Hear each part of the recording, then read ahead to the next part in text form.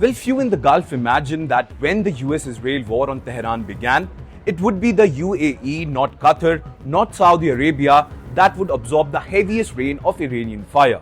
Yet since the killing of Ayatollah Ali Khamenei in the US-Israeli strikes on February 28th, the UAE has faced the most intense barrage of Iranian attacks among Gulf states, transforming Dubai and Abu Dhabi from playgrounds of tourists and traders into frontline targets.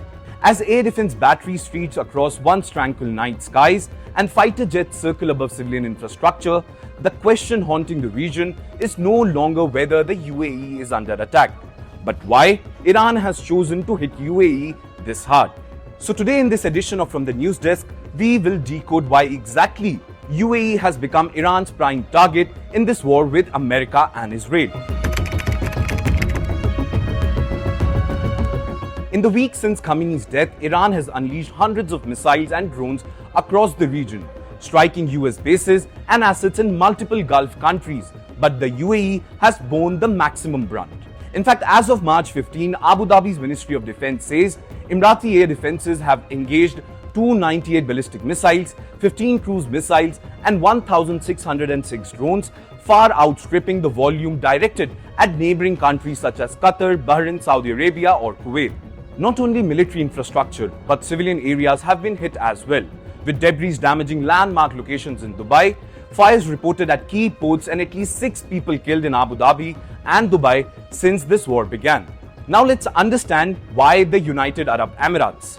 Well, for Tehran that cannot strike the United States directly, hammering a key American hub in the Gulf offers a way to hit Washington where it hurts the most without crossing the red line of direct attacks on the US soil. Remember, the UAE hosts major US military infrastructure, including the strategically vital Al Dhafra Air Base.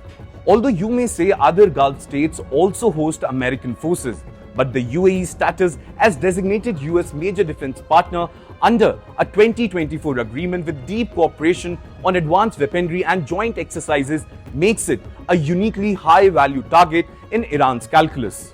And by saturating Emirati skies, Iran is trying to raise the political and economic cost for America's closest Gulf ally and by extension warn others against supporting US-Israeli operations.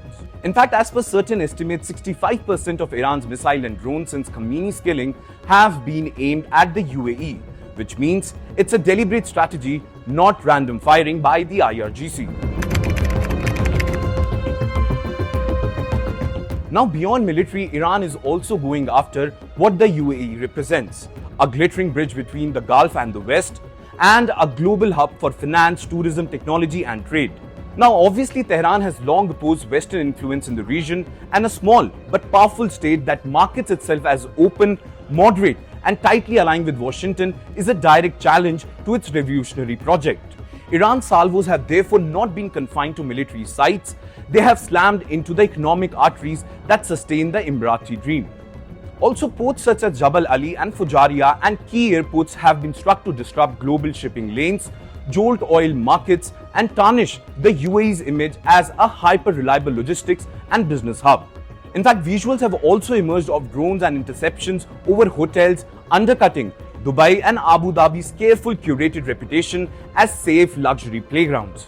In fact, now many experts argue that threatening iconic locations like Palm Jumeirah, Iran is deliberately attacking Dubai's reputation as a safe haven for global investment and tourism and trying to weaponize that fear to generate pressure on Washington.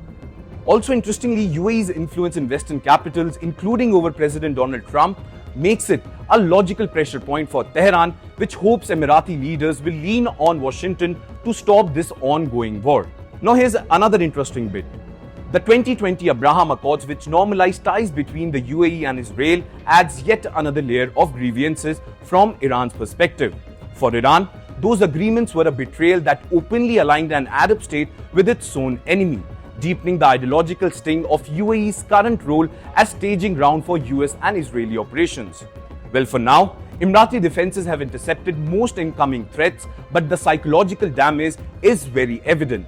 Airspace closures, halted flights and nervous markets are rippling far beyond the Gulf, and there is a growing perception in the UAE that even its more powerful US partner cannot fully shield it from Iran's fury.